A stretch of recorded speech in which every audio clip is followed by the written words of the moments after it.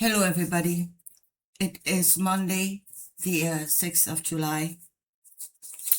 To my American viewers, I hope you had a great Independence Day weekend. And I really think we should go there, the idea of the founding fathers, and that is to be free in the pursuit of happiness,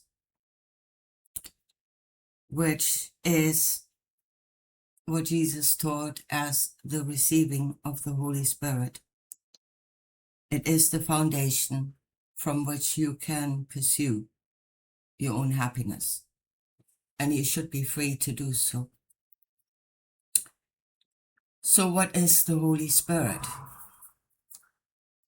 Spirit, obviously, is not something solid. I have heard people describing Mary, receiving of the Holy Spirit, conceiving of the Holy Spirit, as she was raped by a dude. Spirit is spirit. It's not a physical being. Yeah, I hear so many teaching the Holy Spirit as a physical being, but then they have not seen the Spirit or the power of the Spirit, the power of suggestion,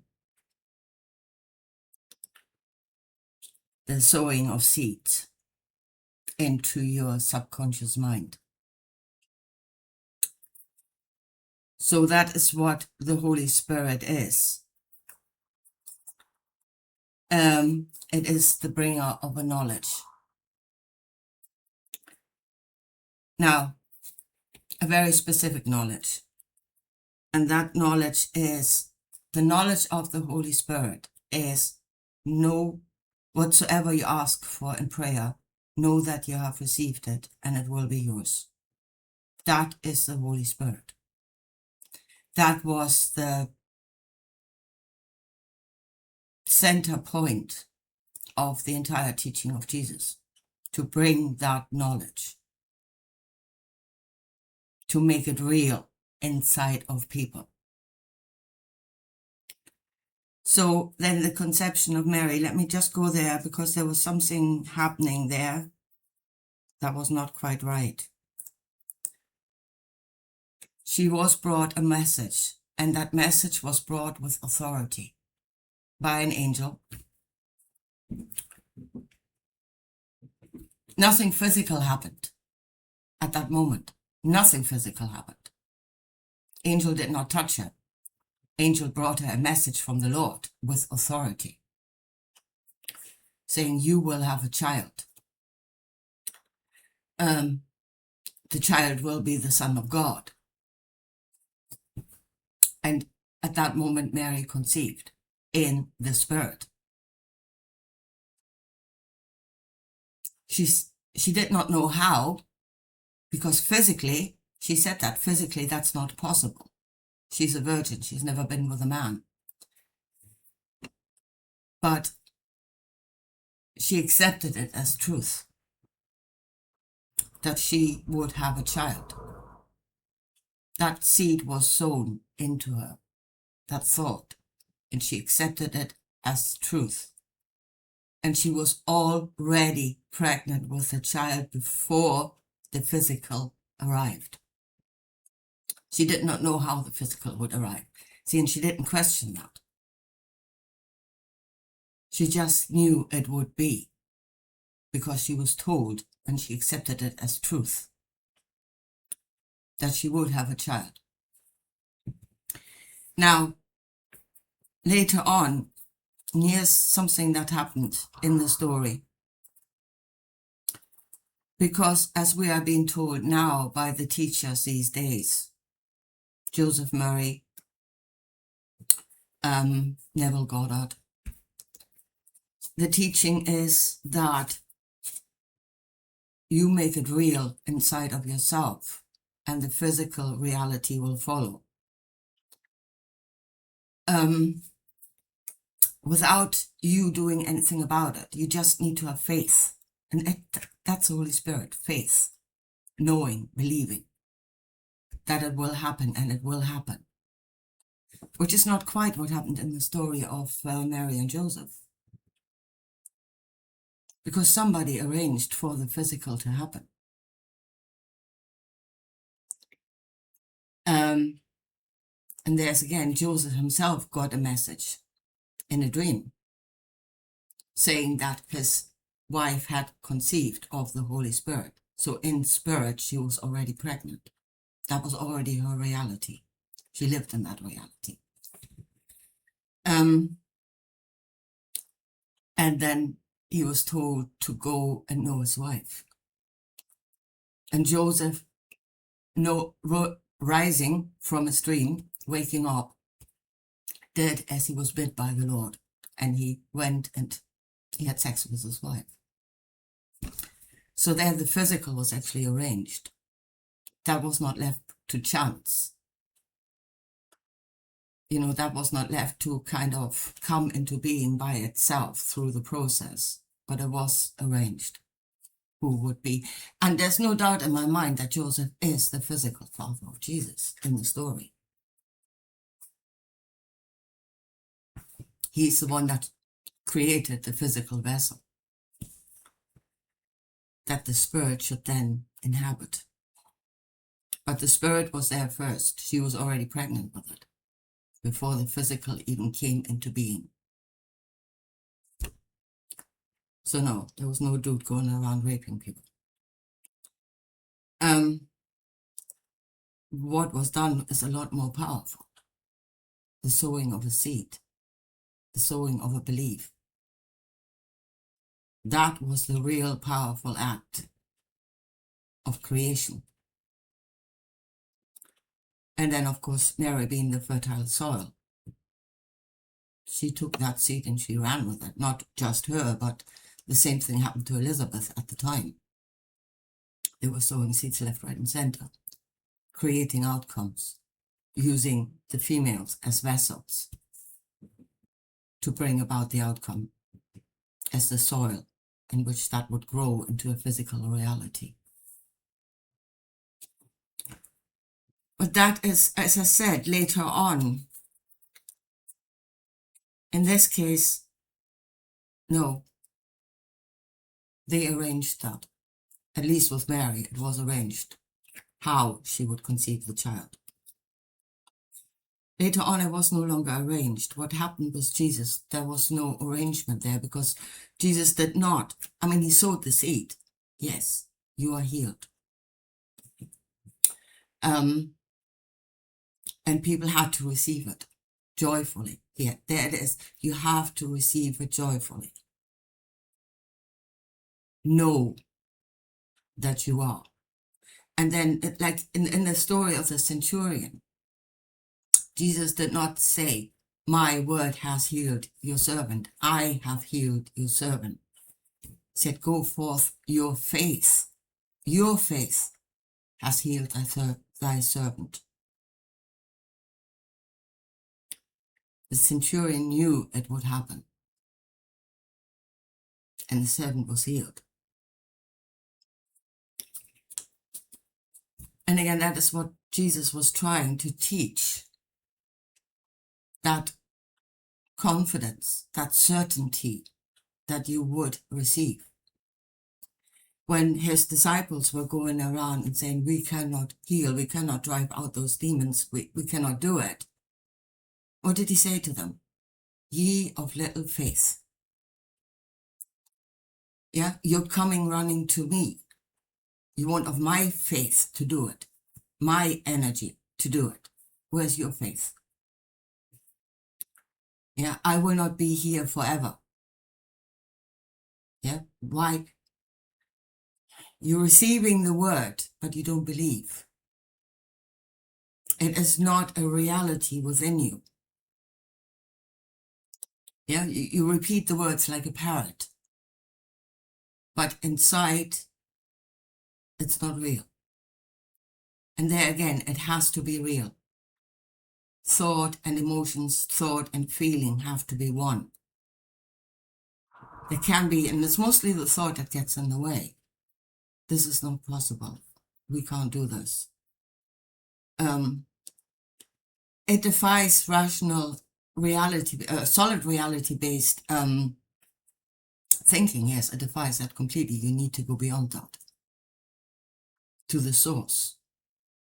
The source is the spirit. Spirit is the source of solid reality. You need to go there.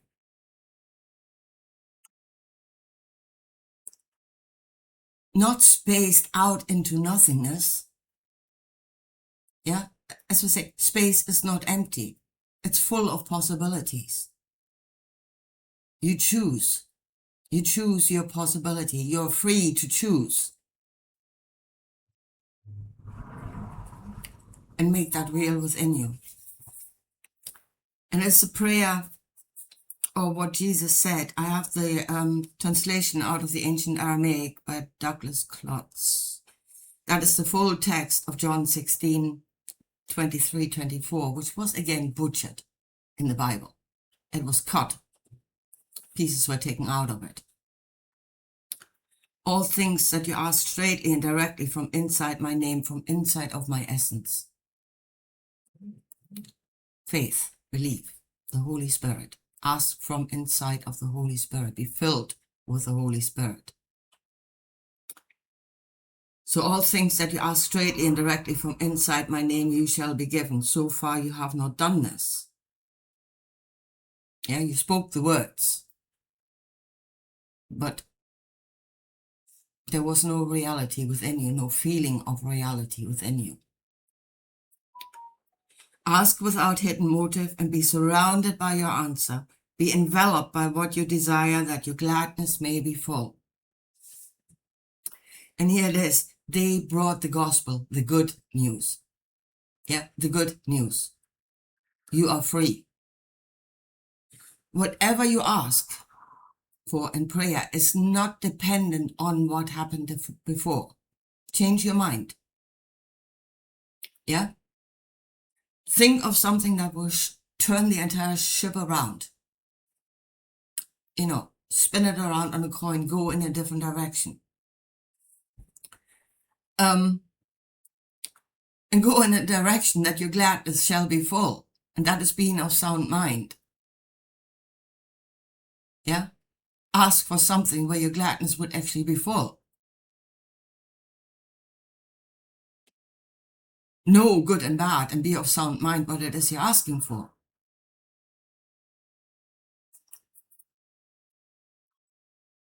So that was the good news.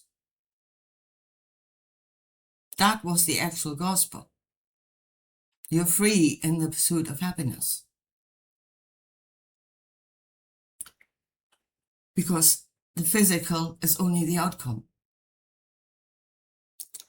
And yeah, what Jesus taught about the Father, about the field. There is no judgment in the field. See, that is the thing. This thing will happen. Whether you believe on good or you believe on bad, the field does not judge. Yeah, if you believe on yourself dying in excruciating pain of cancer, that will happen. You will be given.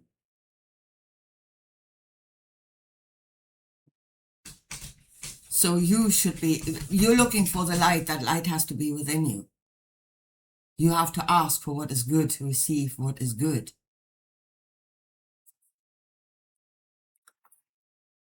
Now, there's a passage somewhere, I think it's John, saying, you know, about the city where his Lord was crucified.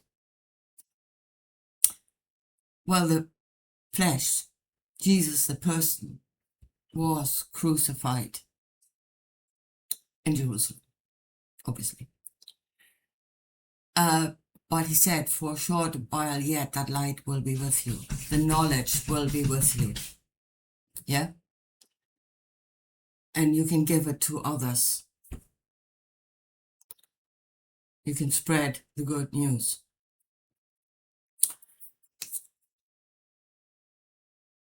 But if the Holy Spirit itself was the point was spirit, not flesh. So the flesh was crucified in Jerusalem, but the spirit was butchered in Rome. I mean, it was absolutely butchered in Rome. Just give me a minute here. Just letting the cat in. It's driving me insane. There you go. Sorry about that. Just don't want to make the whole video again. So, yeah, the Spirit was butchered in Rome. Well, the whole thing was absolutely turned on its head. Not self-determination, not free in the pursuit of happiness, but to be in service. To be the servant of the Lord, of some Lord. To be the servant of something greater than yourself. And really to the point where anything that you ask for yourself is becoming sinful. Yeah, well, you can't receive it anyway because you were sinful to start with, but even the asking of it, you shouldn't. And it leads to this false humility, yeah, where poverty becomes something righteous, and it's not. You're not here to suffer. You are here to experience the goodness of the Lord as a physical experience. Yeah? You should reveal his goodness in your own life through you. Reveal to yourself and to others around you. But what it led to is I wanted to bring that picture up in the video, but I couldn't. I don't know, the program has somehow changed. I don't know how to do it anymore. But I was looking at a painting, and that is I think The Temptation of St. Anthony by Salvador Dali. I love that painting. But it really showed so clearly what the teaching of the church has led to, what it made us into. And that is St. Anthony being in a desert. There's nothing there. There's rocks. There's nothing there. He is naked. His body is really thin. Yeah, he's got nothing. And then there's this caravan of riches apparently coming from, it looks like it's dropping down from the heavens. Elephants and horses carrying wealth, power, sex, yeah, anything that this world has to offer. And as I said, he's standing there, or he's kneeling there in the desert with absolutely nothing, holding up the cross. Yeah. I will not give in to the temptation. I will not give in to the desire. I will have nothing, and I am righteous.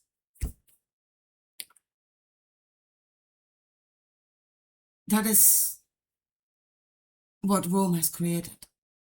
We are actually denying ourselves the riches, the experience, the happiness. We're fighting it with the cross. Fighting, don't let it in. Now, that's the other thing, where the whole thing is actually completely upside down, and that is in the painting, the thing is coming from heaven to earth. Those desires, that's what St. Anthony did in that picture as he's projecting. It's actually inside of him. That desire is inside of him. He's fighting himself. He's fighting his own desire. It's not trying to come from heaven to earth. It's trying to come from the inside out, manifesting from the inside of ourselves. And that's what we're doing. We're fighting ourselves. We are fighting receiving anything good. Holding up the cross. We will not give in to temptation.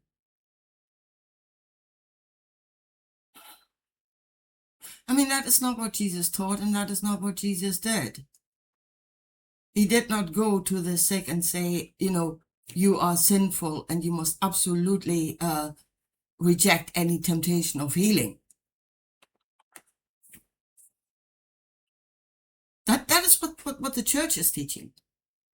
Yeah. Jesus did not, when the multitudes were hungry, he produced food. He did not say, sit there and reject any temptation of being given food. Yeah? Be hungry, suffer, it is righteous. He didn't say that. He did not preach the goodness of suffering, but to the belief on something better and the transformation into the Holy Spirit. To be enveloped by what you desire, that your gladness may be full.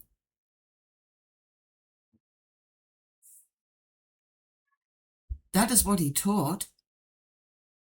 I said Rome butchered that. The Spirit, the Holy Spirit, was butchered in Rome. The flesh may have been crucified in Jerusalem, but the Spirit was butchered in Rome. And we must get back to our own truth. And it's not a case of get everything you want. Not everything you want is good for you. Know the difference between good and bad. Know the amount to which it is good. Do not be in lack and call it righteous. It's not. But to be the fullness of what is good. Not below it, not beyond it, because beyond it is just as bad as below it. But to hit the mark and to know that you will receive. And that is the works we must do. And it is works now because we have been programmed. And I mean, as I said, look at the painting of St. Anthony, look at what's going around, how people think. They did one hell of a job on us. They really did.